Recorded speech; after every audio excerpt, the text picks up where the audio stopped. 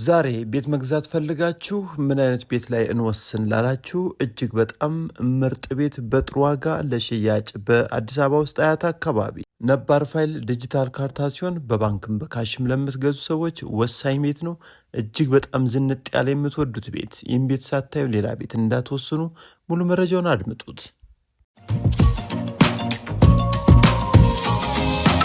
ሰላም ጤና ይስጥልን ውድ አድማጭ ተመልካቾቻችን በውጭም በሀገር ውስጥም ያላችሁ፣ ዛሬ በአዲስ አበባ ውስጥ ብር ኑሯችሁ ቤት በመፈለግ የተንከራተታችሁ እጅግ በጣም ምርጥ ቤት በማይጠበቅ ዋጋ በድርድር ለሽያጭ ቀርቦላችኋል። ይህ ቤት እጅግ በጣም ዘመናዊ ጥሩ አቀማመጥን የያዘ ከዋና መንገድም በቅርብ ርቀት እንዲሁም ቤቱ የሚገኝበት ደግሞ ቆንጆ ሰፊ ዘና ያለ መንገድ ላይ የተገነባ ለመኖሪያ አገልግሎት አሁን ተገንብቶ የሚገኝ ነው። ወደፊት ግን ለቢዝነስ አገልግሎትም ማድረግ የምትችሉት እጅግ በጣም ወሳኝ ሁለገብ የሆነ ቤት ነው። ብር ተፈልጎ ለሽያጭ የቀረበበት ዋጋ እጅግ በጣም ገራሚ ዋጋ ነው። ቤቱን የምናገኘው በአዲስ አበባ ውስጥ አያት አካባቢ ክብር ደመና አካባቢ የሚገኝ ሲሆን ምርጥ ቤት ጽድት ብሎ የተሰራ ቆንጆ ቤት እንፈልጋለን ካላችሁ እንግዲህ ድካማችሁን ተተው አድርጉትና እኛ ጋር ሃሎ ብላችሁ ይህን ቤት መታችሁ እዩት። ቤቱን ከምንም በላይ እንደምትወዱት እርግጠኞች ነን። ብቻ እናንተ ለመግዛት ፍላጎት ይኖራችሁ። ከዛ ውጭ አካባቢውም በጣም ቆንጆ አካባቢ ነው። ለማንኛውም የእምነት ተከታይ መሆን የሚችል ጥሩ መንደር ላይ ተገንብቶ የሚገኝ ቤት ነው። ቤቱ በአጠቃላይ እንግዲህ ስፋቱ 265 ካሬ ሜትር የሆነ ነው። ግቢው የመኪና ማቆሚያ ያለው። ከዛ ውጭ ግን ውጭ ላይም አካባቢው ለመኪና ማቆሚያ እጅግ በጣም ወሳኝ ነው። 24 ሰዓትም ጥበቃ ያለበት ኮምፓውንድ ውስጥ የሚገኝ ቤት ነው። ስለዚህ አድማጭ ተመልካቾቻችን በአዲስ አበባ ውስጥ አያት አካባቢ ቆንጆ ቤት በጥሩ ዋጋ እንፈልጋለን ላላችሁ ሰዎች እንግዲህ ይህ ቤት ወሳኝ ነው። ከዛ ውጭ ግን ምንም አይነት አያት አካባቢ ቤት የምትፈልጉ ሰዎች ሌላ ቤትን ከማየታችሁ በፊት ይህን ቤት እዩትና ጥበብን እዚህ ቤት ውሰዱ። ከዛ ውጭ ግን ቆንጆ ቤት ነው። ነገ ዛሬ ሳትሉ የራሳችሁ አድርጉትና ደስ ብሏችሁ ኖሩበት። ታዲያ ቤቱ በአጠቃላይ ግራውንድ ፕላስቱ ተደርጎ የተሰራ ሲሆን ግራውንድ ላይ የልጆች የጥናት ቦታ እንዲሁም አነስተኛ ሳሎንና ትራዲሽናል ኪችን፣ የስራ አጋዥ ወይም የሰራተኛ መኝታ ቤትና የእንግዳ መኝታ ቤትን እንዲሁም ሌሎች አንዳንድ እቃዎችን ማስቀመጫ ስቶር አገልግሎት የሚውል ክፍልም አለው። ስለዚህ ውድ አድማጭ ተመልካቾቻችን ይህ ቤት አንደኛ ፎቅ ላይ እንደወጣችሁ ሙሉ በሙሉ ሳሎን ወይም ትልቁ ሳሎን እና ትራዲሽናል ኪችን እንዲሁም አንድ ለእንግዳ መኝታ ቤት ወይም ደግሞ ለሌላ አገልግሎት ለቢሮም ሊሆን ይችላል ልታደርጉት የምትችሉት አንድ ክፍል አለ ማለት ነው። ታዲያ ቤቱ እጅግ በጣም ዘመናዊ ምርጥ ተደርጎ የተሰራ ሲሆን ምንም አይነት ወጪን የማይጠይቅ ቀጥታ እንደገዛችሁ ቀለም እንኳን ሳትቀቡ መኖር ብቻ ነው። እንግዲህ አሁን ይህን ቤት የምታዩት ትልቁ ሳሎን አንደኛ ፎቅ ላይ ያለው ሲሆን ምንም መብራት ሳናበራ የተፈጥሮ ብርሃን ብቻ እንግዲህ ይህን እይታ ይዞ ነው የሚገኘው። እዚህ ፊት ለፊት የምታዩት ትራዲሽናል ኪችኑ ስፋቱ እንዲሁም ውበቱና ከቤቱ በጀርባ በኩል እንዲያገኝ የታሰበው ብርሃን እጅግ በጣም ገራሚ ነው። የደረጃው ስፋትና መደገፊያዎቹ ወይም ሃንድሉ እጅግ በጣም ደስ የሚል እንዲሁም መብራት ቢኖርም ባይኖርም እይታው እንግዲህ እንደምታዩት ምንም አይነት መብራትን ሳናበራ ነው እንግዲህ ለእናንተ እያስጎበኘናችሁ ያለ ነው። ከዛ ውጭ እዚህ ላይ እንግዲህ ሁለተኛ ፎቅ ላይ ማለት ነው የምናገኘው ይህ ትልቁ መኝታ ቤት ነው።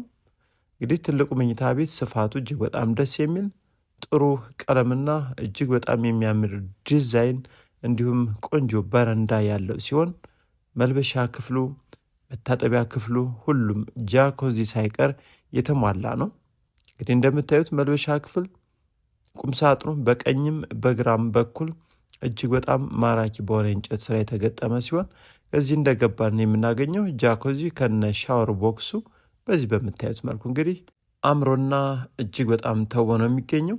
ታዲያ ከዚህ እንደወጣን ደግሞ ከትልቁ መኝታ ቤት ጎን ላይ ማለት ነው 2 የልጆች መኝታ ቤቶች አሉ። አንደኛው በግራ በኩል ተዘግቶ የምታዩት ነው። አንደኛው ይህ ሲሆን ይህም የራሱ የሆነ የውስጥ ሻወር ቤት ያለው ቁም ሳጥን እንዲሁም እናንተ ምናልባት ለምትፈልጉት አገልግሎትም ማድረግ የምትችሉት ይሆናል።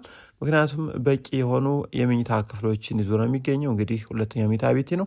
በአጠቃላይ ሁለተኛ ፎቅ ላይ 3 መኝታ ቤት ያለ ሲሆን ወደ 3ኛ ፎቅ ላይ እንደወጣን ደግሞ መኝታ ክፍሎችና ቴራስ እጅግ በጣም በሚያምር ምርጥ ተደርጎ ጥሩ እይታን ይዞ ነው የሚገኘው።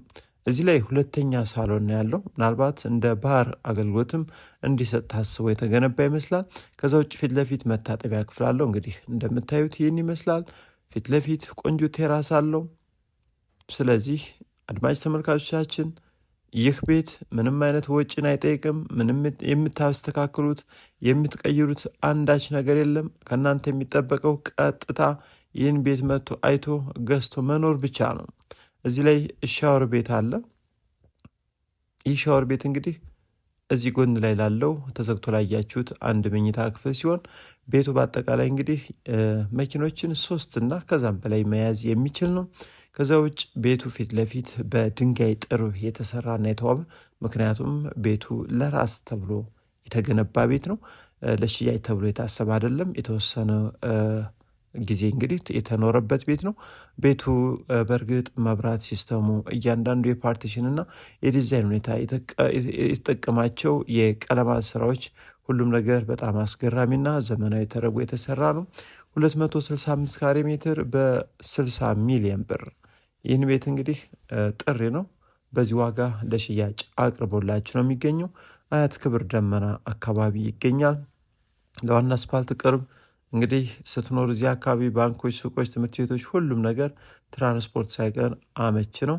ነገ ዛሬ ሳትሩ ይህን ቤት በውጭም በሀገር ውስጥም ያላችሁ በባንክ መግዛት የምትፈልጉም በካሽ መግዛት የምትፈልጉም ፋይሉ የተሟላ ነባር ፋይል ዲጂታል ካርታ ለዛውም ቆንጆ ቤት ነው። እንግዲህ ነገ ዛሬ ሳትሉ ከእናንተ የሚጠበቀው ቀጥታ መጥቶ ማየት ብቻ ነው።